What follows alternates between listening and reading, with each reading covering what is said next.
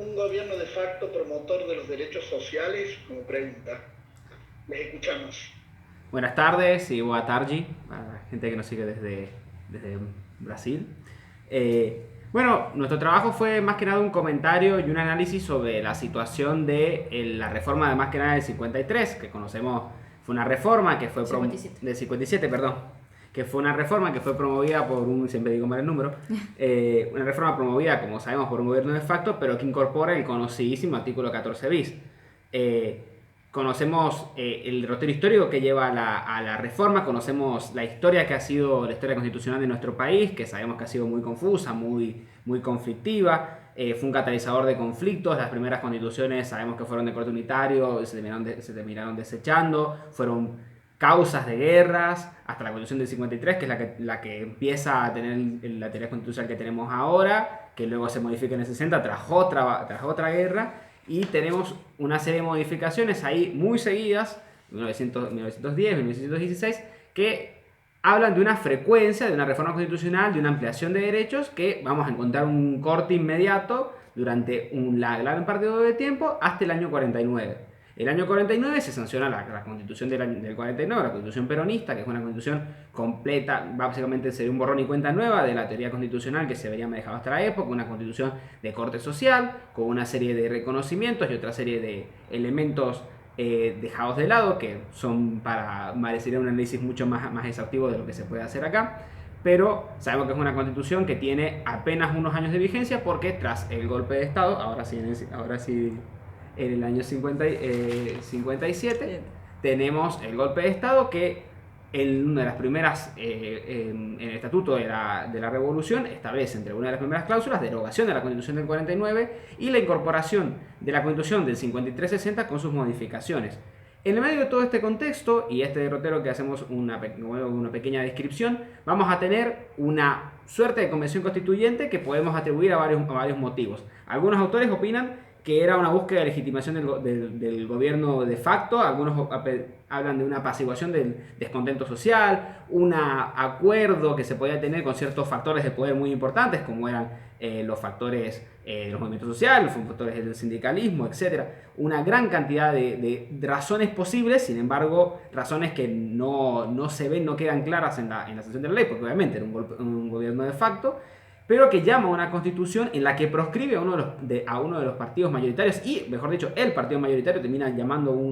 el partido peronista proscripto, llama al voto en blanco, entonces una constituyente con una legitimidad muy baja, una constituyente que se presenta con una Unión Cívica Radical como partido principal, fragmentada entre una facción directamente enemistada con la existencia de la constituyente y cuya función era básicamente prohibirla. Esta facción, la UCRI, se establece, se planta, digamos, mal y pronto, para no querer mantener la constitución, y cuando ve que la mayoría no va a estar del lado de la no generación de la constituyente, o sea, no invalidación de la constituyente, renuncia en masa, lo cual hace que empiece una lucha por una sanción posible, mientras había renuncias todos los días que hacían bajar el quórum hasta que directamente se disuelve por falta de quórum. Entre las pocas cosas que se puede hacer esta constituyente, vamos a tener la rectificación de la Convención de 1953, que era esto que establecía el Estatuto de la Revolución, una modificación al artículo 67, que también podría ser merecedor de un análisis, que es la que faculta que las leyes laborales y previsionales las realice el Congreso, y finalmente, y el corolario de este trabajo, que es el artículo 14 bis. Bien, por supuesto que existen indudables aportes a la parte dogmática de lo que fue la Constitución de 1949, que lo más importante fue la constitucionalización de los derechos sociales, que en el contexto en el que estábamos, nuestra Constitución argentina estaba un poco atrasada en esto, ya venía con la Constitución de 1917 en México, y la mayoría de las constituciones provinciales, incluso la de San Juan, ya estaban previniéndolos, estaban reconociendo en sus constituciones los derechos sociales. Pero la verdad es que con esta reforma en 1957 es el gobierno de facto quien incorpora el famoso artículo 14 bis, y el que no solamente amplía la Carta de Derechos que se les reconocía a los trabajadores, sino que también incorporan muchísimos otros, como por ejemplo la protección contra el despido arbitrario, la movilidad del salario, todo lo que vendría a ser el reconocimiento también de los sindicatos y derechos y garantías que tienen estos. Y algo que nos pareció en particular resaltar es que reconocen el derecho de huelga, que en la presidencia de Juan Domingo Perón, la primera, el derecho a huelga estaba tipificado como un delito. Por lo tanto fue completamente un cambio de paradigma, por así decirlo, que pase de ser un delito a ser reconocido como un derecho dentro de la Constitución. Y bueno, y respecto a esto hay muchísimas teorías de por qué un gobierno de facto tomó ese tipo de decisión, y que cada teoría o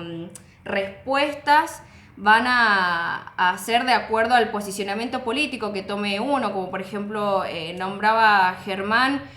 Algunos dicen, bueno, es el gobierno de facto tratando de buscar un poco de la legitimidad,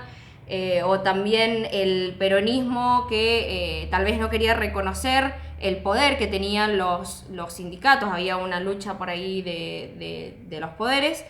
Pero bueno, tanto el debate sobre la constitucionalidad de la reforma como en relación a la fundamentación de su contenido abre las puertas hacia una docena de teorías y respuestas. La verdad es que la incorporación de este artículo indicó un antes y un después para nuestra Constitución. La puso en otra dimensión, por así decirlo, y dándonos el ejemplo de que nuestro pasado encierra muchos enigmas y es el momento de empezar a desglosarlos. Gracias.